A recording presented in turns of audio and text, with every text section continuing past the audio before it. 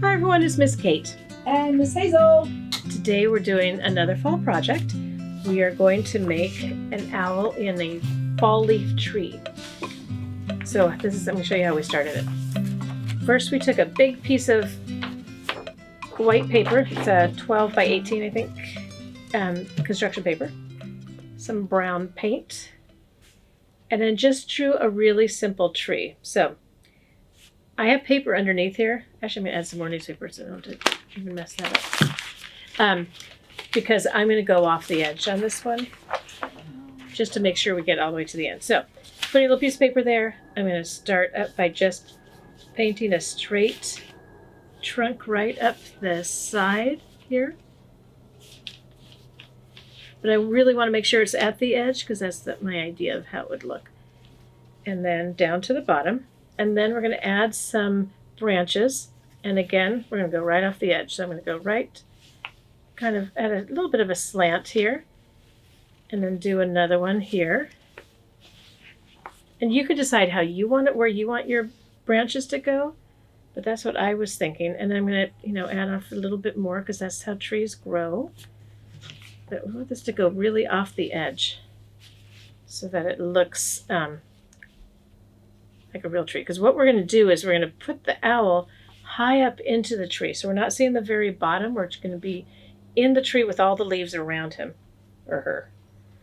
So putting my brush aside, and now for the leaves. This is actually super fun. I'm using some, this is all tempera paint that we're using. I'm using some orange, red, and yellow. And to make our leaves something so easy, we're using corks.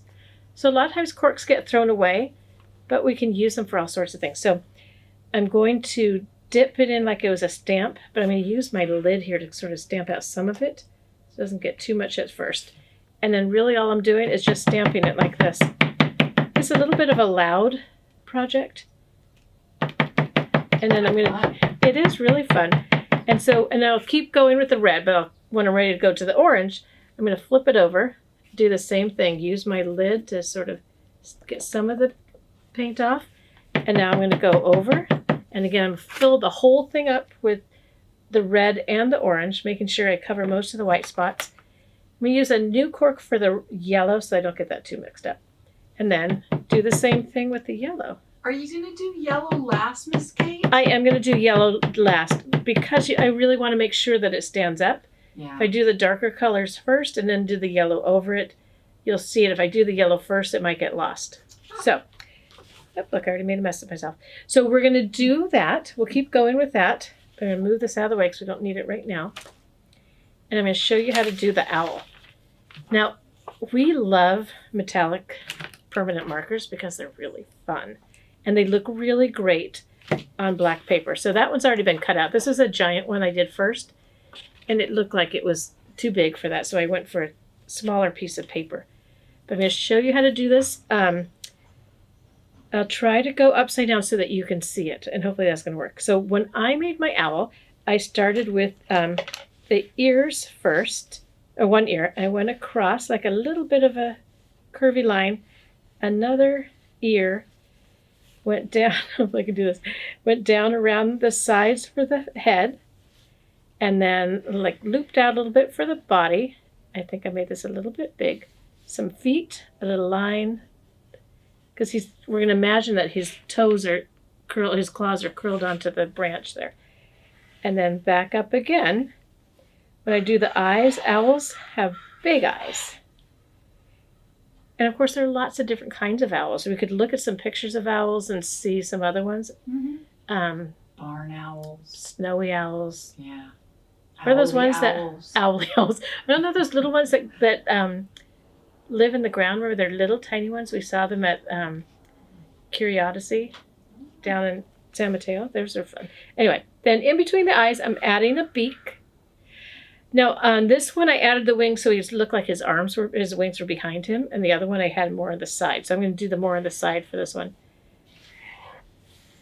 And now I'm going to switch to a different metallic Sharpie. Add in some big eyes, maybe some fluff up in some more feathers in his ears. I'll fill in his beak and then add some pattern to his leaves, his wings, so they look a little bit more like feathers.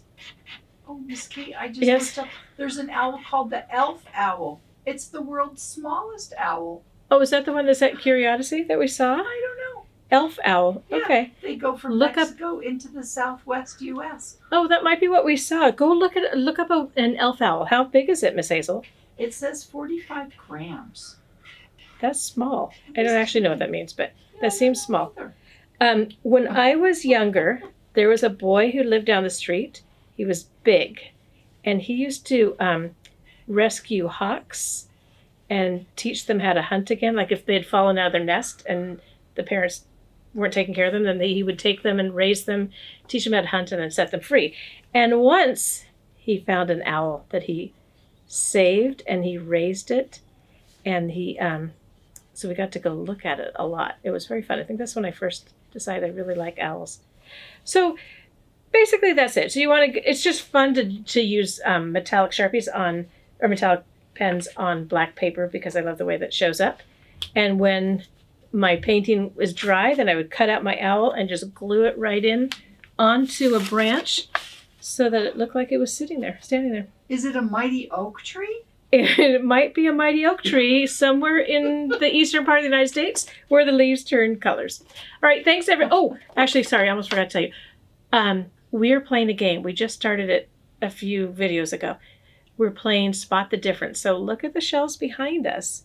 If you notice something different in one of the other videos that we've done, like maybe something's moved around, send us an email and maybe you'll get a surprise in the mail. Tell us what looks different to you from one video to the next. And if you like this video, you can always subscribe to our channel, Alameda Arts. And if you make this with you, please, please, please have someone take a picture and put it on Instagram with the hashtag Alameda Arts Fun.